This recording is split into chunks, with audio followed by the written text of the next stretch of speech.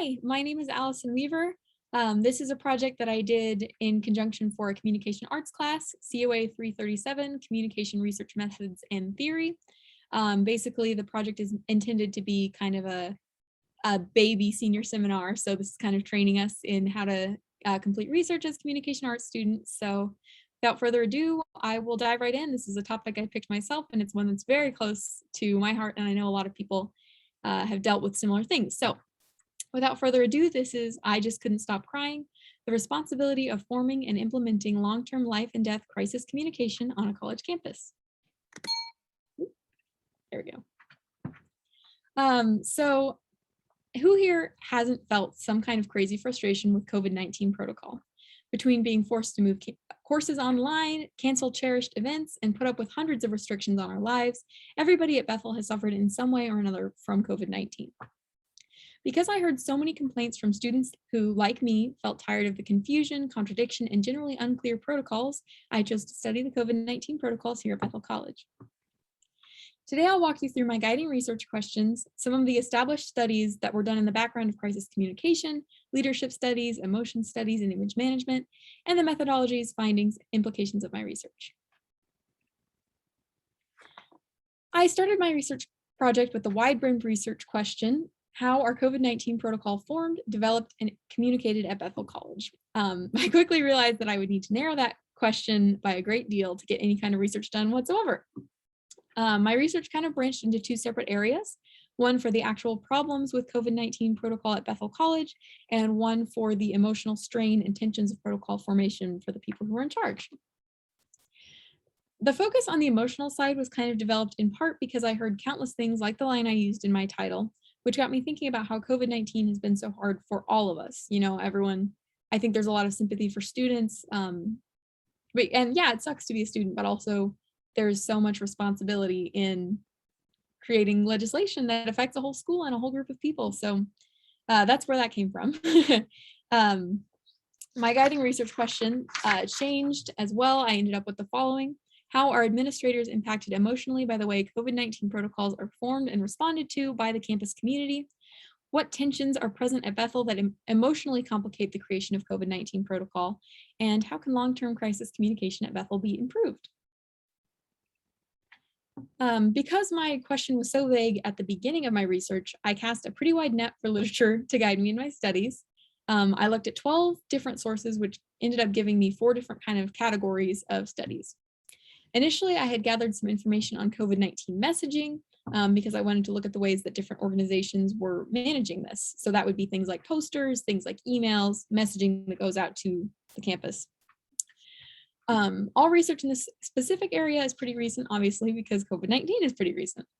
One study that I found really helpful that I'd like to share a little bit about is called Applying Best Practices from Health Communication to Support a University's Response to COVID-19 by Mackert et al. I chose this one specifically to talk about here because it focused on a residential collegiate experience, much like Bethel. And this study used focus groups of different groupings on their campus, like students, teaching assistants, professors, to get feedback on different messages. Overall, they found, the people putting the study on found that it was important that messaging be empathetic, safety forward, focus on community building, and avoid being lighthearted and avoid promising things that the university can't fulfill. Like, you know, in X many months, we will be free, you know. So this source was really helpful because it helped me make suggestions for Bethel in good faith based on what succeeds at other universities. I also, as my project developed, ended up looking at a lot of sources on leadership, excuse me, particularly in COVID-19. I would like to highlight that most of the university-centered materials focused really heavily on the sudden transition from in-person to online learning. One such study was called Crisis Leadership: A Critical Examination of Educational Leadership in Higher Education in the Midst of the COVID-19 Pandemic by Marshall et al. That's a mouthful. But they analyzed the leadership strategies that were used to transition from into online learning from universities in Barbados and Canada. They found that there were 4 distinct strategies that help leadership be more successful, which is providing clear direction to the community, communicating effectively, working collaboratively, and engaging in adaptive leadership. And these strategies were echoed in a lot of the other COVID-19 crisis leadership studies that I had found. This source was really useful because it gave me a glimpse into what work has already been done, analyzing leadership strategies in COVID-19.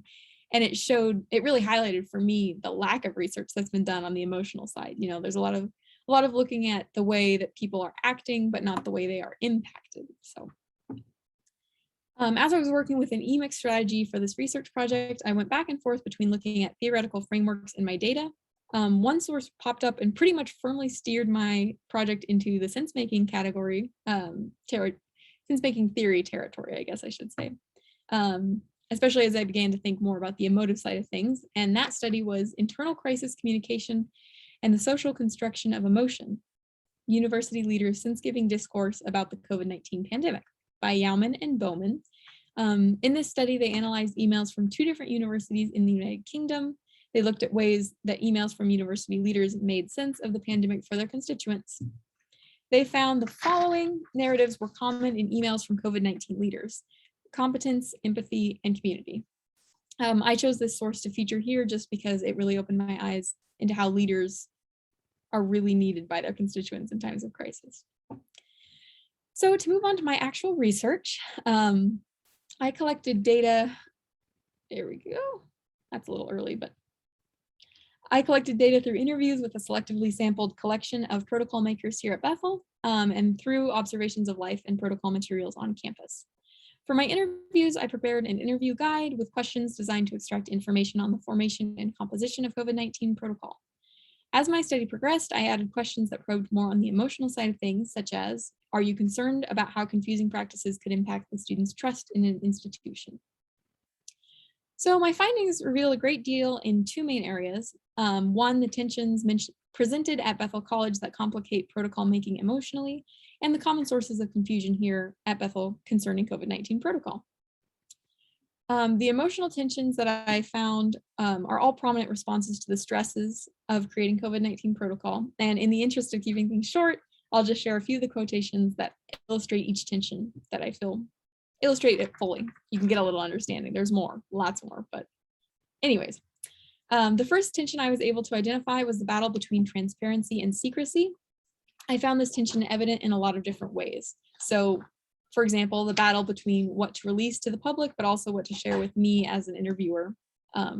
At one point, an interviewee outright told me that I shouldn't spread ill will about Bethel with fellow students, regardless of what the study revealed, which was really interesting to me. This tension was also evident in the different ways that interviewees kind of self-regulated themselves in our interviews, with different statements like, I probably shouldn't be saying this, but ... I know this tension was really tough on protocol makers because one interviewee who, all the interviewees that I refer to have fake names just in the interest of protecting their identities and their role in this project. But one interviewee, Galinda, said it was incredibly frustrating and mentally taxing to be creating protocols. These statements kind of highlight to me an emotional internal battle to decide what to share and what to conceal, both publicly as an institution, as an individual. An offshoot of this, while not directly attention, weighed really heavily on protocol makers. The reaction of the public to different protocols or numbers was a severe stressor. Interviewees recounted how drained they felt after dealing with backlash to protocols, saying they felt exhausted. One interviewee, Lucas, recalled a time where a student came into his office and yelled at him for a full 20 minutes because she was upset about the removal of a full week of spring break. Experiences like this are obviously extremely emotionally taxing and creates tension when deciding what to share with the public in coordination with their responses. Secondly, a lot of protocol makers I noticed struggled with the tension between giving students personal freedoms to make their own decisions and enforcing students' responsibility to a community. So for example, one protocol maker named Ben was struggling with the idea that students may interrupt their lives by leaving Bethel because of vaccine mandates. His body language, he was waving his arms and furrowing his brow and had a pretty angry tone of voice, and that showed me how upset he was over that possibility. He also argued that Bethel has never been interested in treading on people's political beliefs, policing them or mandating them while they're here. These beliefs and the need to cater to them also contradict his personal belief in vaccines, which he stated explicitly and feels very strongly about. Thirdly, the most stressful tension that I identified was the need to protect students mentally versus physically. Protocol makers said the following about their responsibility to keep students safe. It weighed on me and it's impacted me greatly, and it's been extremely stressful. Glinda reported that she knew students needed to come back to an in-person campus to have that sense of community learning, but was troubled because what if making that decision means that people die? Another protocol maker, Lucas, told me he felt physically sick when Bethel's regulations changed and students were unable to eat together. Clearly, on both sides of this tension, there were emotional impacts to the responsibilities that protocol makers carry. And lastly, my observations around Bethel highlighted several core sources of confusion for students. I highlighted the signage, shifting and contradictory expectations, and a lack of enforcement as reasons why students are not following protocol. First and most importantly, the contradictory signage around campus causes confusion, frustration, and non-compliance among students. For example, on every doorway in multiple buildings on campus, there were signs posted that established one set of rules. All employees and students, whether vaccinated or unvaccinated, are required to wear masks indoors when in group settings, while a sign posted right next to that initial sign stated, maintain 6 feet distance, masks are required if unvaccinated, and log your symptoms on campus clear. Also, at the time of this presentation, rules from the last school year were still in effect. For example, in the cafeteria, there were signs that say things like no refills and maximum time in the caf is 20 minutes. So when messaging in student environments is unclear, students are unable to comply correctly, even if they want to. So huge problem there. Secondly, the changing and contradictory expectations for students created a lot of confusion because things like the color status of the school, when we had a color status, wasn't posted in a visible area. Students are required to remember that information as well as each level's different rules for everyday living. Additionally, many students and several protocol makers noted that their frustration with Bethel's most well-known source of contradictory expectations, requiring sorry, a lot of talking. Requiring students to attend convocation and pack in like sardines with or without masks, and allow students to stand 2 inches apart at basketball games, but to spread out and mask in all classrooms. The official word is that because basketball games are elective and students are not required to attend, masks are not enforced. As for convocations, protocol makers reason that students are likely going to be sitting with other students in their bubble, like mod mates or friends. However, these reasonings aren't released to the community and therefore seem absolutely crazy to students and staff. I know that was one of the biggest things that me and my friends griped about last semester was like, how does this make sense? And if we had known the reasoning, I think we would have been a little bit more receptive. Anyways, contradictions like this have eroded the importance of Bethel's protocol and watered down the severe threat of the pandemic to our in-person learning experience. Finally, not enforcing protocols on Bethel's campus only makes it seem like COVID-19 is no big deal. Students are copying the examples of students around them and not following protocol. If there's nobody regulating these behaviors, they don't seem so important or vital to our collegiate experiences, and protocols become little more than a suggestion for students. So that was a lot of information. Moving on, I believe for the implications of my study, I believe that while my research was limited in the sense that I was short on time, we only had a semester to complete this project, I learned a great deal about why creating protocols is so emotionally draining and have found concrete ways to help the college and protocol makers everywhere. First, my research highlights the importance of identifying tensions in all high-stakes decision-making. By doing so, leaders can prepare for the possible emotional impacts on themselves of their decisions. Sorry, my notes are getting a little scrambled here. Additionally, one participant mentioned that during our interview process, she felt that it helped her debrief and clarify what had happened and how she had reacted. So here, using that as an example, she had described unintentionally how sense-making through these interviews had a great benefit to her mental health and helped her better prepare for another crisis situation, which I thought was really cool. Like, how cool is it that my research gets to help people while it helps me do this project, you know? So I believe that interviews like this should be used to help individuals who deal with high-stake decisions decompress and make sense of their reaction and the institutions overall.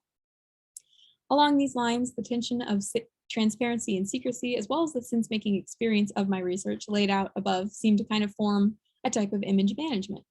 So the theoretical framework for that image management is laid out by William Benoit in his 1997 article, Image Repair Discourse and Crisis Communication. And that deals with the way that individuals see themselves and their institution. He argues that image is essential to one's own self, and in their selections of what to share with me, deciding how to portray themselves in the college, and retaining those reflections on their own behaviors, expressions, and actions, participants are constructing an image of themselves and their organization. In future research on this topic, there's a great deal that can be done. For example, the way protocol makers treat their reservations with some of the organization's decisions, including expanding research on COVID-19 protocol and expanding it to include other protocol makers at different kinds of universities to identify what kinds of tensions are present. Are they the same? Are there different tensions at different colleges? And it would also be really interesting, I think, to look at the defensive strategies used by COVID-19 dissenters, which is a phrase used by an interviewee, in public spaces, and how institutional specific tensions kind of play into the idealized image of an institution. Furthermore, I suggest that to improve Bethel's crisis management in the future, they could select a student ambassador to weigh in and advocate for students, create a student job on campus to update and take down old signage, and that would make messaging more consistent overall, and maintain consistency of protocols by making no exceptions to COVID-19 protocols on campus, even for sporting events, or loosen them overall. I don't know, whatever the college decides, whatever they think is fit. So in conclusion, there is a ton of research that can be done along these lines, as I've laid out for you. The main contributions of my paper to society are how crisis management can be improved at Bethel, to identify the role that tensions play in decision-making, and to show how the emotional toll in leadership positions can really be eased with sense-making and image management approaches. So thank you so much for bearing with me. I know that was a lot of information, and while this study doesn't seem as relevant now that COVID-19 is winding down, I think there's still a lot that can be taken from this paper in the future when making big decisions on an institutional level. So thank you.